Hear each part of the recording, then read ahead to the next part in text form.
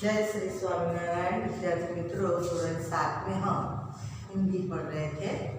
अगला वीडियो हमने दिया था, तब हमने काव्य 5 धरती की शान, पंडित भरत व्यास जी की काव्य रचना हमने देखी थी। इस काव्य रचना में आपको जो मनुष्य को सबसे बुद्धिमान माना गया था, यहाँ बुद्धि और कठोर परिश्रम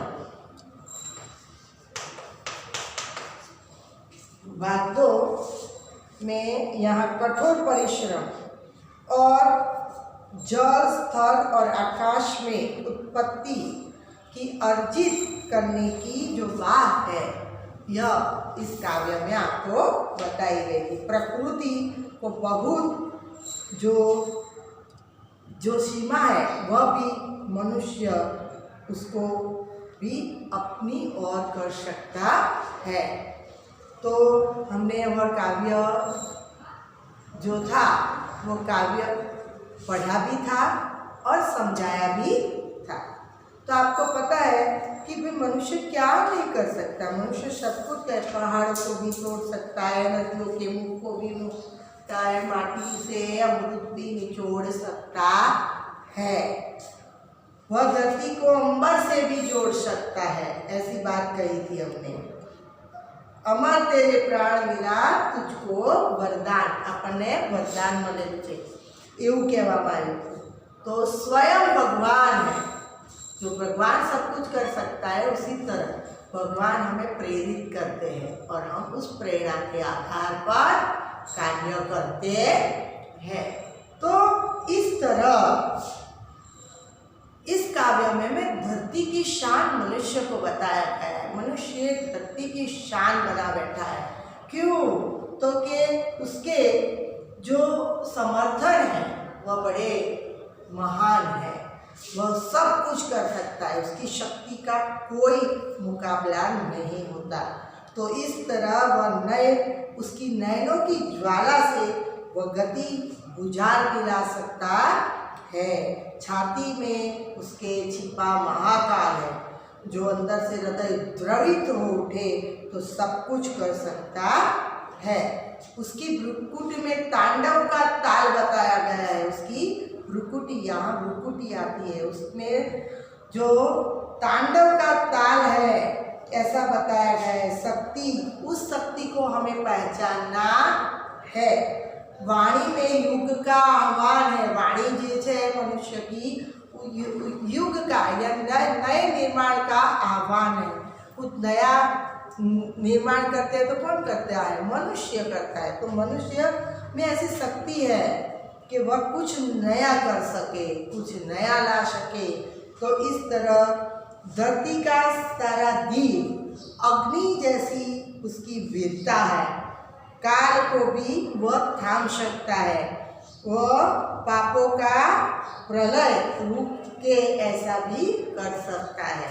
तो इस तरह हिम्मत से काम लेने से वह जो शक्तिमान और गतिमान बताया गया है। तो इस तरह उसकी उड़ान कैसी है? ऊंची है। तो इस तरह मनुष्य को महान बताया गया है।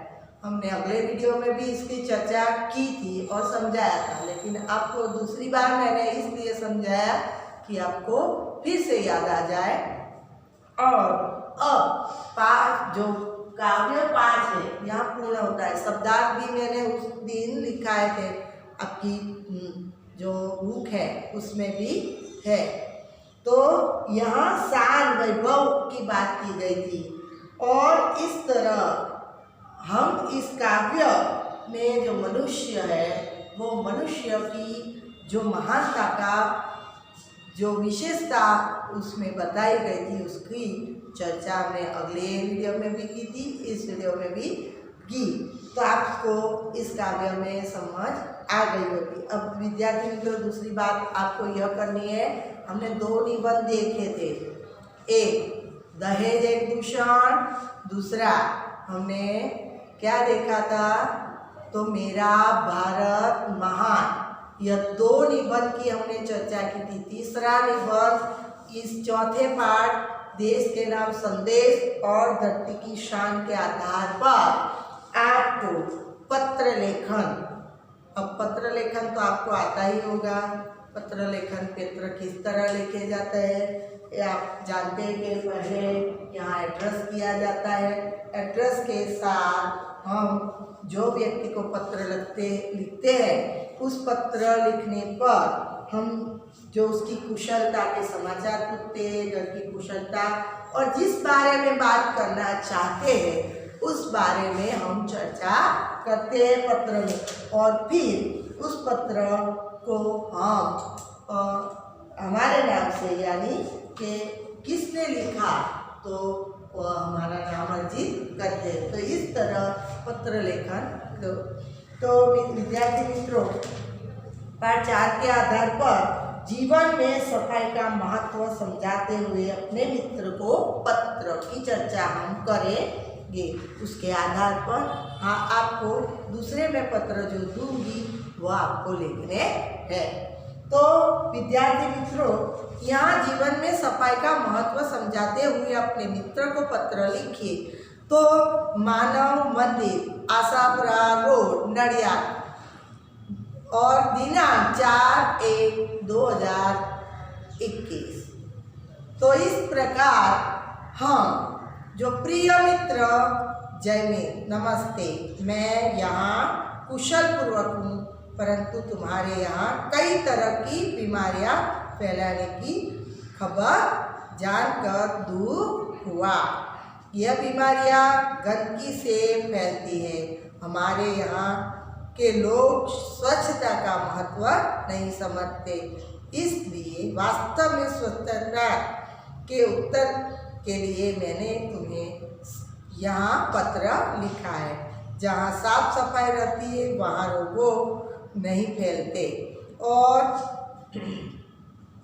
इस तरह मक्खी और मच्छर भी नहीं होते, जीव जंतु भी नहीं रहते। इस तरह साफ सफाई न रखने पर यह हर समस्या का समाधान भी हमें नहीं मिलता। तो हमें साफ सफाई रखनी चाहिए। दांतों की स्वच्छता के लिए भी आपको साफ सुथरा उसे रखना चाहिए। जो हम दांत को भी जो उसमें जो सड़ा लगता है तो वह भी हमारी जो गंदगी है हम साफ नहीं करते तो उसकी वो बिगड़ जाते हैं। तो इस तरह घर की स्वच्छता के लिए भी साफ सफाई बहुत महत्व रखती है। इस तरह हमें सफाई हर जगह रखनी चाहिए, घर से लेकर शारीरिक संबंधों तक भी। हम शरीर में भी हमें स्वच्छता रखनी चाहिए। तो स्वच्छ भारत ऐसा अभियान हम फैलाते हैं। तो इस तरह जहाँ सफाई रहती है वहाँ भगवान का वास होता है। पत्र लिखना, घर के बड़ों को प्रणाम और छोटों को प्यार। तुम्हारा मित्र ध्रुविक। तो इस तरह यहाँ ध्रुविक ने किसे लिखा है? जयमीन को पत्र लिखा है।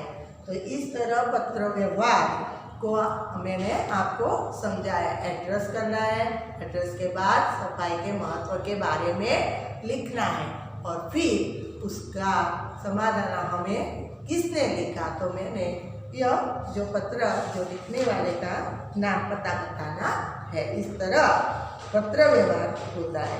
आपकी जो काव्य 5 में स्वाध्याय अभ्यास के प्रश्न है मैं आपको आज भेजूंगी, वो आपको लिखने हैं और उस के आधार पर यहाँ एक और भी पत्र आपको दिया गया पुनरावर्तन में। देखो पुनरावर्तन में आपके विद्यालय में मनाए गए प्रजासत्ताक दिन के बारे में जानकारी देता हुआ पत्र लिखिए। कहानी और पत्र दोनों आपको दिए हैं। एक चरवाहा जंगल में बकरियां चराने जाना, एक बकरी का दूध चले जाना। आप जानते हैं यह जो कहानी है उसको तो आप 5वीं कक्षा में भी पढ़ी है आपने। चरवाहा और बाघ वाली जो कहानी है वो हम पढ़ी और सुनी हो। इस तरह की यह भी एक कहानी है। यहाँ बाघ के बदले भेड़िया आता है और वह भेड़िया बकरी को खाने की कोशिश में रहता है। तो बकरी को गाना गाने की इच्छा हो जाती है और गाना गाती है, वो अपने मालिक को बुला लेती है। इस तरह आवाज़ सुनकर चरवाहा दौड़ आता है और उसे बचा लेता है, तो उसकी जान बचता है। उसकी बुद्धिमानी की बात यहाँ की है। तो इस कहानी को भी आपको लिखना है। कहानी लेखन, पत्र लेखन, निबंध, ऐसी कई चीज़ें हम जब वर्ग में पढ़ते हैं तब हम देखते हैं। तो यहाँ भी हमें इसकी तैयारियाँ भी करनी है। परीक्षा में कुछ भी पूछा जा सकता है, इसलिए हमें सब तैयारियाँ करते रहना है। तो इस तरह हमें विद्यार्थी मित्रों कहानी भी लिखनी है पुनरावर्तन 1 के आधार पर, और पत्र लेखन दोनों की मैंने चर्चा आपको की। फिर हम दूसरे वीडियो में जब आएंगे तब पाठ 6 मालव पौधा की चर्चा करेंगे। इस तरह व्याकरण भी आपको साथ में पढ़ना है। संज्ञा, सर्वनाम, विशेषण। तो इस तरह संज्ञा, सर्वनाम, विशेषण भी आपको तैयार करने हैं। तो इस तरह जो उसके वाक्य है वह भी काव्य पंक्ति जो है उसका जो भावार्थ आपने समझा ना कि मनुष्य क्या कुछ नहीं कर सकता, उसका भावार्थ के अनुसार भी आपको उसके भावार्थ भी लिखने हैं। तो इस तरह पुनरावर्तन 1 में जो प्रश्न दिए गए हैं, प्रश्न के साथ साथ कहानी लिखी है। कहानी के पत्र के साथ हम देखते हैं कि जो अधूरे शब्द है वो पूरे करने हैं क्या। उसके बाद सर्वनाम, संज्ञा और विशेषण, विशेषता बताने वाले शब्द को विशेषण कहते हैं। संज्ञा, जो संज्ञा कैसे कि जो व्यक्ति है उसे जो नाम और व्यक्ति की विशेषता बताने वाले जो व्यक्ति है, संज्ञा जो नाम और व्यक्ति का स्थान बताने वाली वस्तु को अब संज्ञा कहते हैं। तो इस तरह सर्वनाम के सर्वनाम से मैं, तुम, यह, वह ऐसे शब्द का जो उपयोग करते हैं वह सर्वनाम में लिए जाते हैं। के स्थान पर जो संज्ञा के स्थान पर लिए जाने वाले शब्द को सर्वनाम भी कहते हैं। तो इस तरह हमने 5वीं कक्षा में पढ़ा था। इस तरह के उसके आधार पर वाक्य आपको बनाने हैं और लिखने। जय श्री स्वामीनारायण।